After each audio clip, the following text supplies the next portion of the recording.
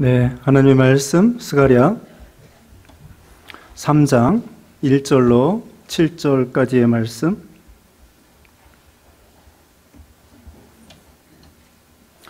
스가랴 3장 1절입니다. 대제사장 여호수아는 여호와의 천사 앞에 섰고 사탄은 그의 오른쪽에 서서 그를 대적하는 것을 여호와께서 내게 보이시니라. 여호와께서 사탄에게 이르시되 사탄아, 여호와께서 너를 책망하노라. 예루살렘을 택한 여호와께서 너를 책망하노라. 이는 불에서 꺼낸 그슬린 나무가 아니냐 하실 때에 여호수아가 더러운 옷을 입고 천사 앞에 서 있는지라. 여호와께서 자기 앞에 선 자들에게 명령하사 그 더러운 옷을 벗기라 하시고 또 여호수아에게 이르시되 내가 네 죄악을 제거하여 버렸으니 네게 아름다운 옷을 입히리라 하시기로 내가 말하되 정결한 관을 그의 머리에 씌우소서 하매 그 정결한 관을 그 머리에 씌우며 옷을 입히고 여호와의 천사는 곁에 섰더라. 여호와의 천사가 여호수아에게 증언하여 이르되 만군의 여호와의 말씀에 네가 만일 내 도를 행하며 내 규례를 지키면 네가 내 집을 다스릴 것이요 내 뜰을 지킬 것이며 내가 또 너로 여기 섰는 자들 가운데에 왕래하게 하리라. 아멘. 오늘 본문은 스가랴 3장 1절로 7절, 제목은 아름다운 옷을 입히리라. 거기 4절 끝에 말씀 보면은요, 내가 네 죄악을 제거하여 버렸으니 네게 아름다운 옷을 입히리라 하시기로.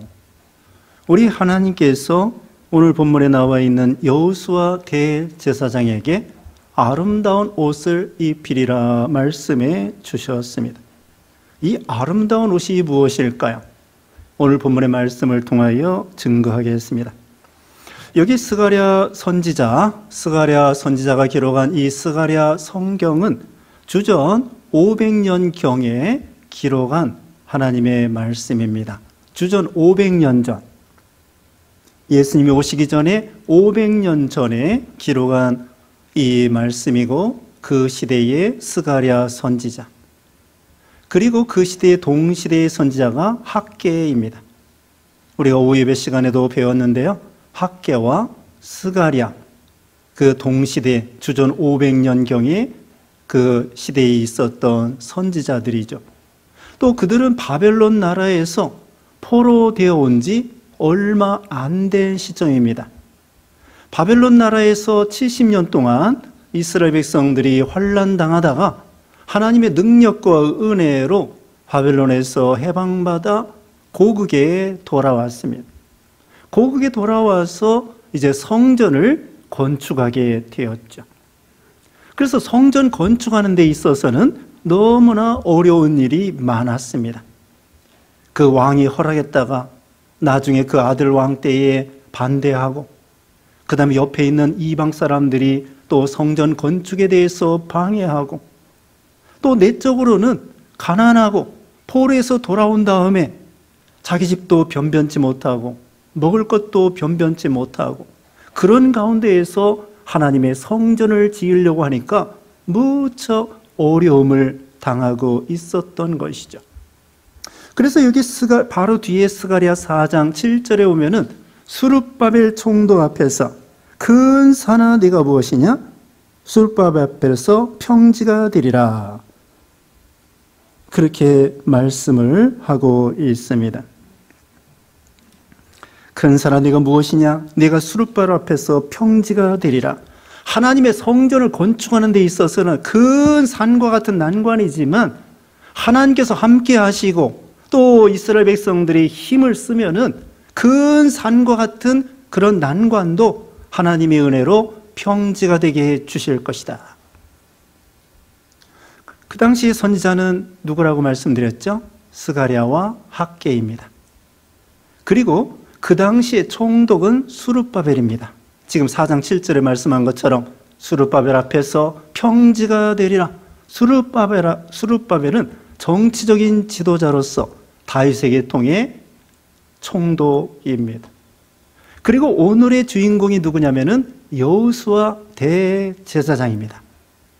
네, 다른 분보다도 오늘 이 여호수아 대제사장을 꼭 기억하시기 바랍니다.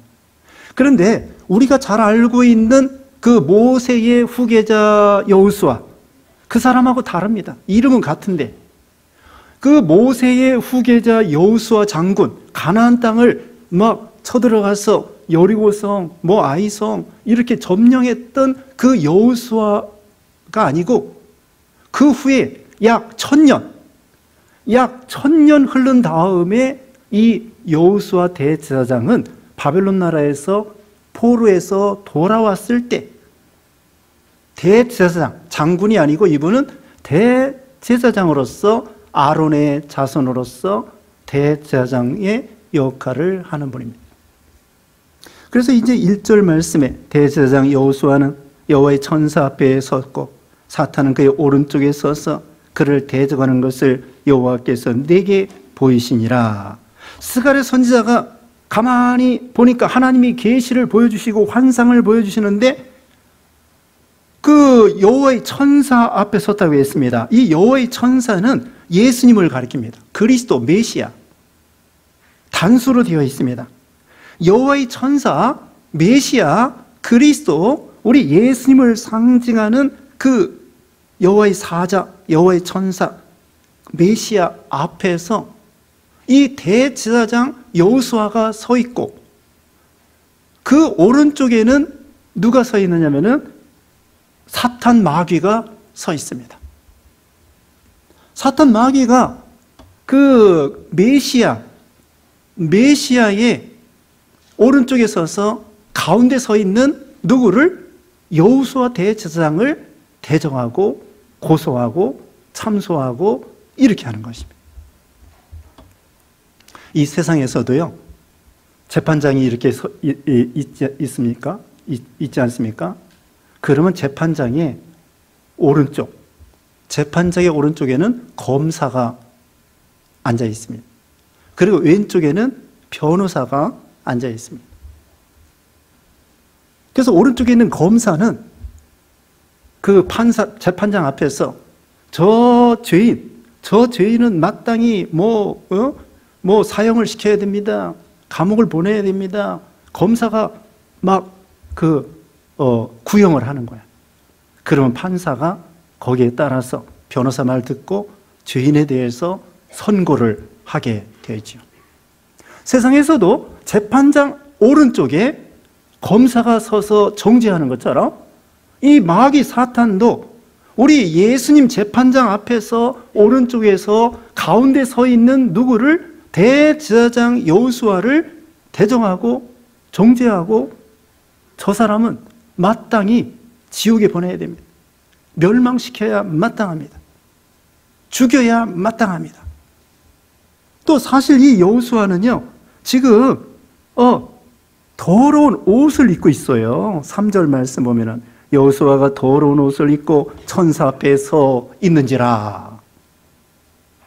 이 대제사장 여호수아가 더러운 옷을 입었단 말입니다. 원래 대제사장은 얼마나 이 호화로운 옷인지 몰라요.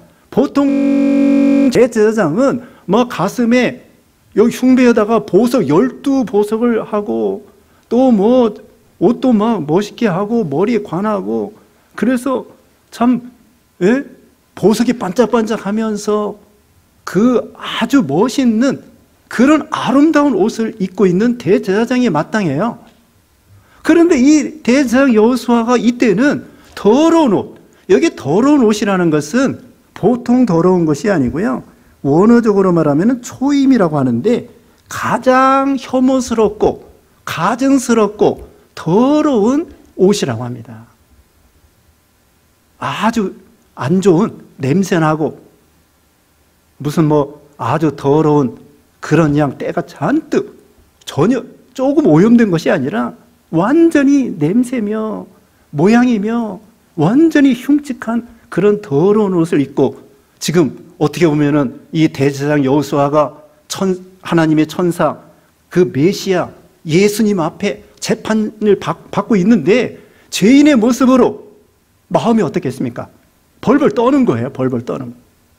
여기 그 말씀은 나오지 않지만 재판장 앞에서 더러운 옷을 입었기 때문에 이건 죄인이기 때문에 판사가, 메시아가 너 죽어야 된다. 그러면 죽을 수밖에 없는 거예요. 그리고 더군다나 이 마귀 사탄은 이거 죽여야 된다는 거야. 저렇게 더러운 옷을 입고 있는 대제사장 저럴 수가 있는가?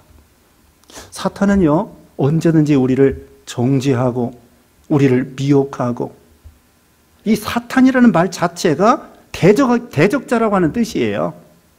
사탄이 원래 그 말 자체가 하나님을 대적하다가, 교만해서 하나님을 대적하다가, 천사가 하나님을 대적하다가 쫓겨나서 사탄, 마귀가 된 거거든요. 얼마나 이 흉악한 그런 마귀라고 하면, 하나님을 대적하고 또 하나님의 아들 예수 그리스도를 대적하고 미혹시킨 사람이에요. 미혹시킨 그런 마귀예요. 마태복음 4장에 보면 예수님께서 40일 금식 기도할 때에 마귀가 나타나서 3가지로 예수님을 시험에 넘어뜨리려고 하는 거야. 얼마나 이 사탄 마귀가 간악하게 우리를 미혹시키며 우리를 죄악에 빠뜨리며 우리를 망치려고 하며 우리를 정죄해서 죽이라는 거야. 멸망시키라는 것입니다. 우리는 마귀의 미혹을 받아서는 안 되겠습니다. 마귀는 어떻게든지 물욕과 사욕과 정욕을 통하여 우리를 미혹시킵니다. 우리의 교만, 우리의 어떤 그 마음의 욕심, 교만, 자존심, 섭섭한 마음, 또 게으른 마음, 또 불순종하는 마음, 미워하는 마음, 시기하는 마음, 낙심하는 마음, 원망하는 마음, 이런 마음 속에 마귀가 역사해가지고 우리를 하여금 시험에 빠지게 만들고 죄짓게 만드는 거예요. 그럼 우리가 마귀의 시험을 어떻게 이길 수 있겠습니까? 마귀가 또 우리 자신을 조롱하면서 비난합니다. 너 가진 게 무슨 목사라고? 너 주제를 파악해라. 너같이 흉악한 사람이 무슨 목사냐? 너 과거에 얼마나 흉악한 죄를 졌느냐? 한 번은 루터가 종교 개혁을 했습니다. 1517년에. 근데 마귀가 환상 중에 찾아와가지고는 이 루터가 어려서부터 죄진 것을 책으로 엮어가지고 루터에게 찾아왔더래. 너 가진 게 이렇게 죄가 가득한데 무슨 종교 개혁을 한다고 그러냐?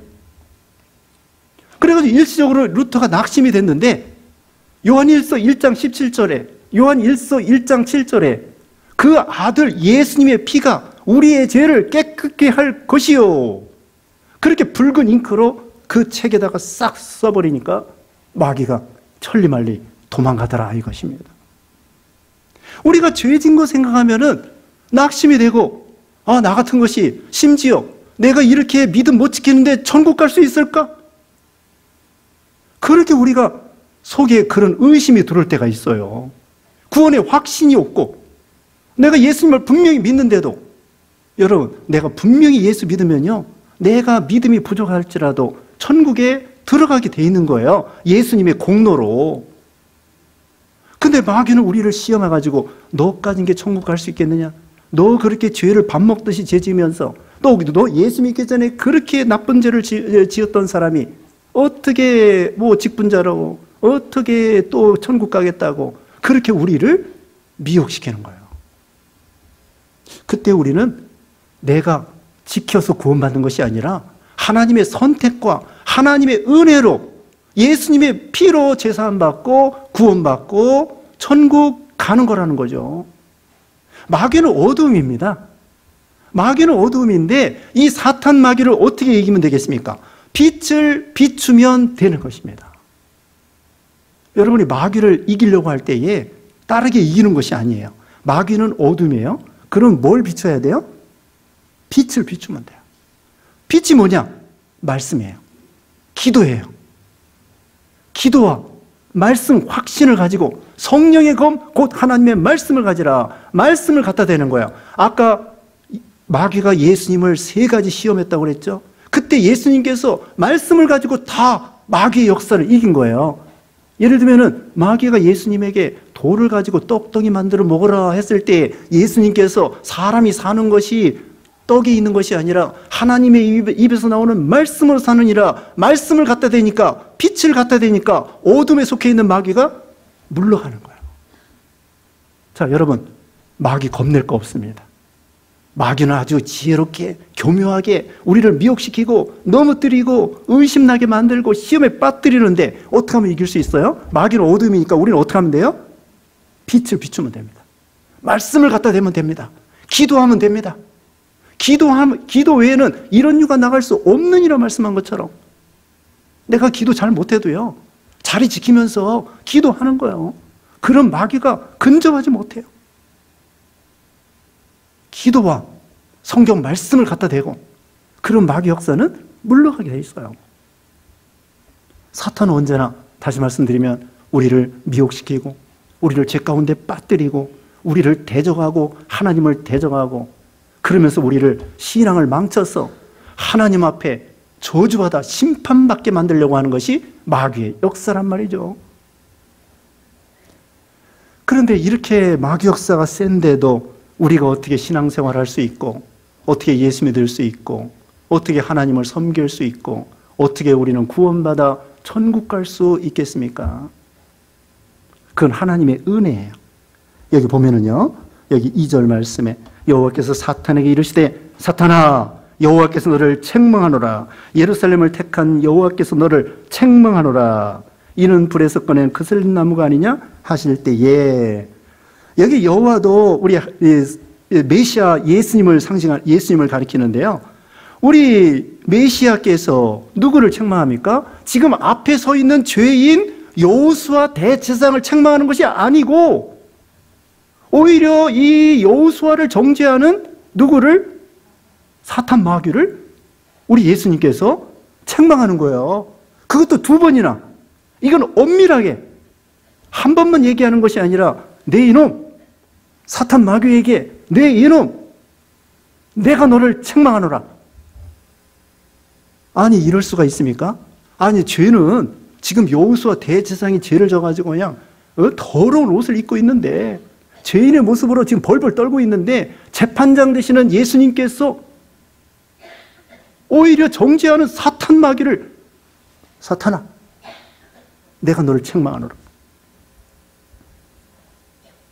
창세기 3장에 보면은요, 아담 하와가 마귀 사탄의 미혹을 받아가지고 선악과를 먹었습니다. 죄인이 됐습니다. 그래가지고 우리 하나님께서 따집니다. 아담아, 너 왜 선악과 먹었어?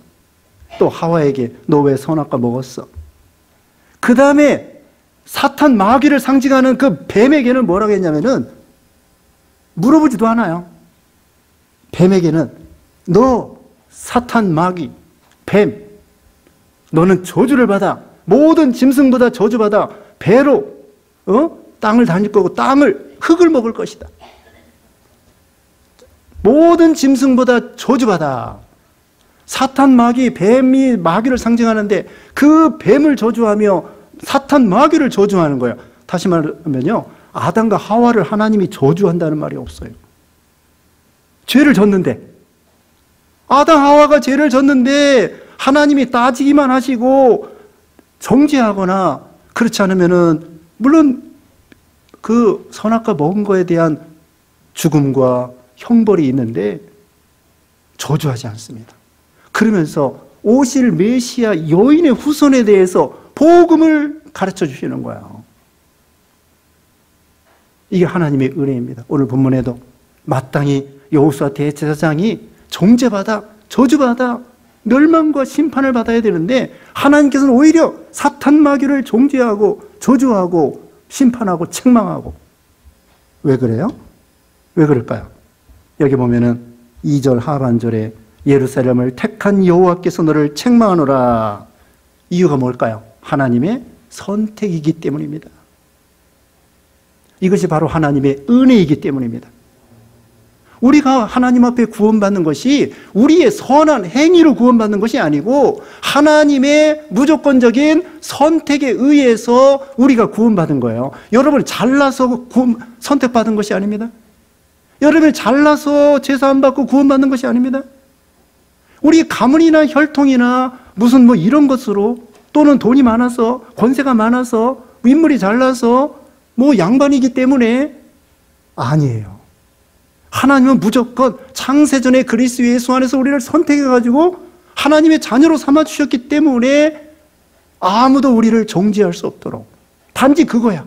하나님의 은혜이고 하나님의 선택이고 하나님의, 다른 말로 말하면 사랑이기 때문에 모든 만사의 주권이 하나님께 있습니다. 하나님이 내 마음대로 하는데 내가 뭐야? 이거예요. 사탄 마귀에게, 예?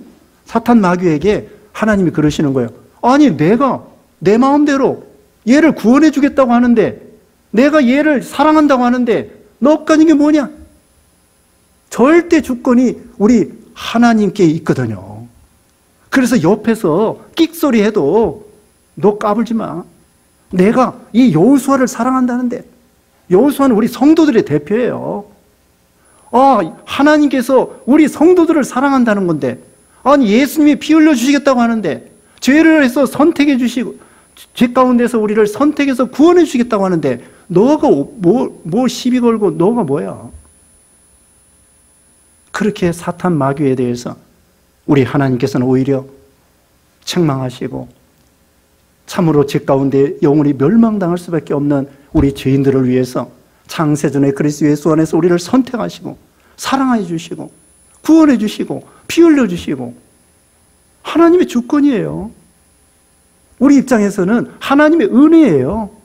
하나님은 사랑해 주시고 우리를 구원해 주시고 선택해 주시고 피 흘려 주시고 속죄해 주시고, 우리 입장에서는 모든 게 하나님의 은혜라.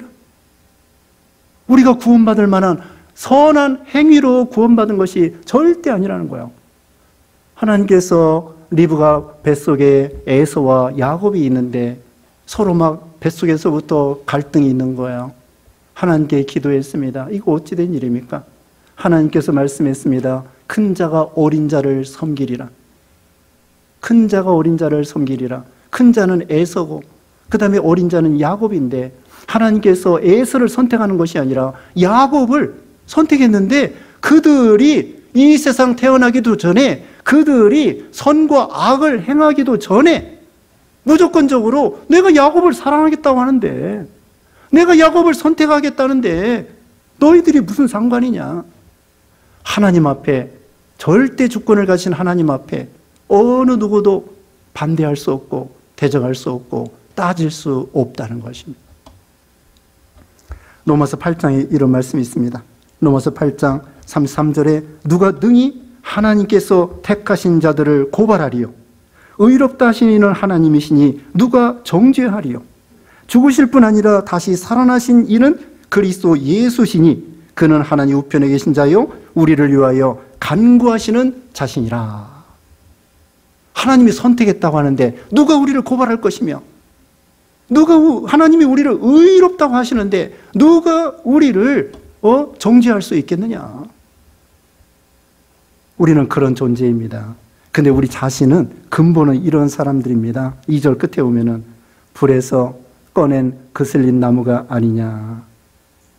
또 아까 말씀한 대로 3절에 여호수아가 더러운 옷을 입은 그런 사람이었습니다. 우리는 근본적으로 더러운 죄인이고 의인 없나니 하나도 없다고 로마서 3장 10절에 말씀했고요.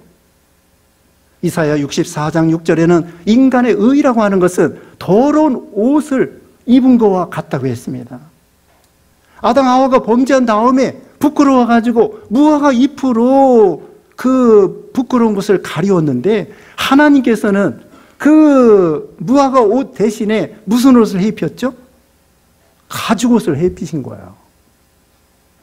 무화과 옷이라는 것은 인간의 행위를 가리켜요. 인간의 행위로 구원받을 수 없는 거예요. 인간의 선행과 고행과 노력으로 구원받는 것이 아니라, 그래서 하나님께서는 가죽옷을 아담과 하와에게 입혔는데, 그 가죽옷은 짐승의 희생을 가리키고 예수 그리스도의 피 희생을 가리키는 거예요. 자, 여기 여호수아는요, 불에서 꺼낸 그슬린 나무와 같다는 거예요. 지금 이스라엘 백성들이 바벨론 포로에서 돌아온 거, 그 불 가운데에서 겨우 구원받은 거라는 거예요. 여기 불에서 그슬린 나무라고 했는데요. 이게 불에 타다 남은 거예요. 그슬린 정도가 아니에요. 이거 보면은.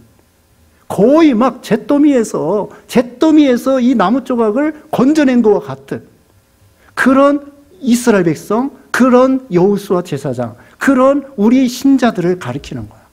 죄 가운데서 우리를 건져주신 거야. 죄로 인해서 뭐 다 멸망당하는 거죠. 여러분, 시골에 그 나무 뗄 때에 부직갱이 있죠? 부직갱이가 나무를 밀어 넣을 때 이 막대기가 있어요. 부직갱이. 그걸로 밀어내요. 이제 집어넣는 거죠. 나무를 집어넣는.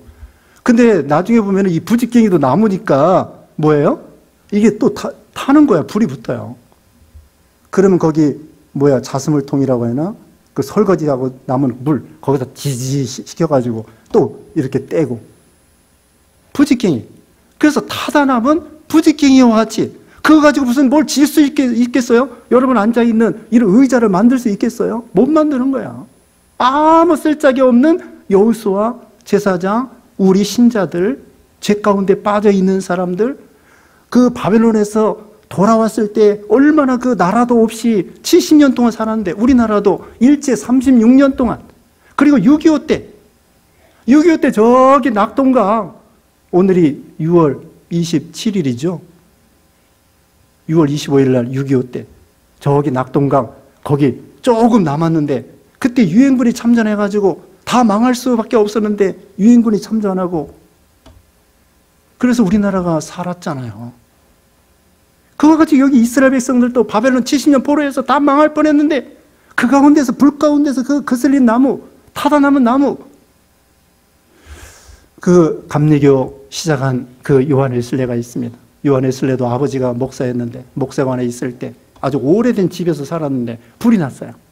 이 요한 웨슬레가 6살 때 불이 나가지고 막 2층 베란다에 있는데 막 불이 타가지고 거의 막 이제 위험에 처했을 때 동네 사람들이 다 달라붙어가지고 어떻게 해서 그 2층 베란다에 있는 요한 웨슬레를 살려 건져냈다는 거예요.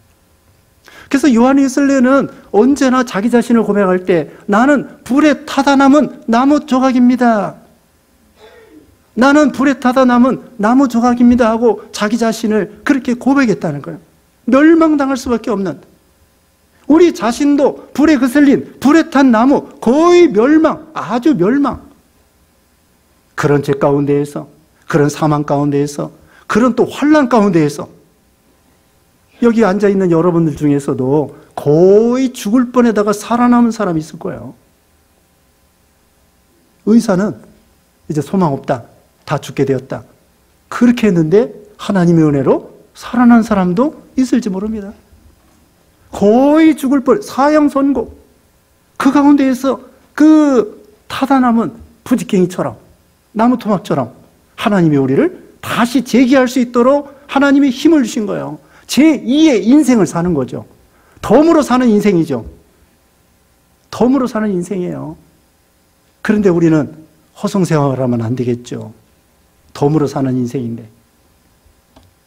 그런 거슬린 나무와 같이 한심하고 보잘것없고 멸망당할 수밖에 없고, 그래서 마태복음 12장 20절에는 이렇게 말씀했습니다. 상한 갈대를 꺾지 아니하고 꺼져가는 심지를 끄지 아니하기를 심판하여 이길 때까지 한다, 그런 말씀이 있습니다.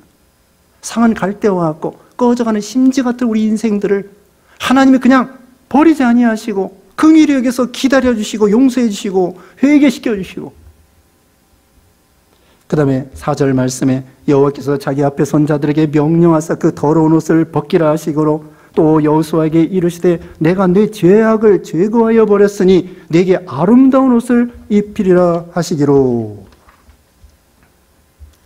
내게 아름다운 옷을 입히리라. 자, 죄악의 옷, 지금 더러운 옷을 입었다고 했습니다. 여러분, 전에도 말씀했지만은 똥보다도 더 더러운 것이 우리 죄입니다. 사람들이 똥이 더럽다고 하는데 죄보다도 우리 죄악의 마음이 더러운 거고 죄악이 더러운 거고, 이 더러운 죄악을 우리 하나님께서 제거해 버리셨다는 거예요. 이사야 44장 22절에는 빽빽한 구름이 사라진 것 같이 자욱한 안개가 사라진 것 같이 너의 죄를 도말하여 주었다고 그랬고, 시편 103편 12절에는 동이 서에서 먼 것과 같이 너의 모든 죄를 멀리 떠나보냈다고 그랬고, 이사야 1장 18절에는 너의 죄가 주홍같이 붉을지라도 눈과 같이 희어질 것이요 너의 죄가 진홍같이 붉을지라도 양털같이 희게 되리라고 말씀했습니다. 우리가 죄사함 받는 거, 죄 씻음 받는 거 하이타이로, 비누로, 잿물로 씻어도 안 되는 거예요. 울어도 안 됩니다. 참아도 안 됩니다. 힘써도 안 됩니다. 오직 십자가 달린 예수 그리스도의 그 보혈로, 그 피로 우리 죄를 씻을 수 있는 거고, 하나님의 선택과 구원, 사랑과 은혜로 우리가 구원을 받는 거예요. 이게 얼마나 참 큰 은혜입니까? 아름다운 옷을 입히리라. 아름다운 옷은요, 예수 그리스도의 의의 옷입니다. 로마서 13장 14절 말씀에 오직 주 예수 그리스도로 옷 입고 정욕을 위하여 육신의 일을 도모하지 말라. 예수님의 옷, 예수님의 옷, 구원의 옷. 이사야 61장 10절에 그가 구원의 옷을 내게 입히시며 공의의 겉옷을 내게 더하심이라.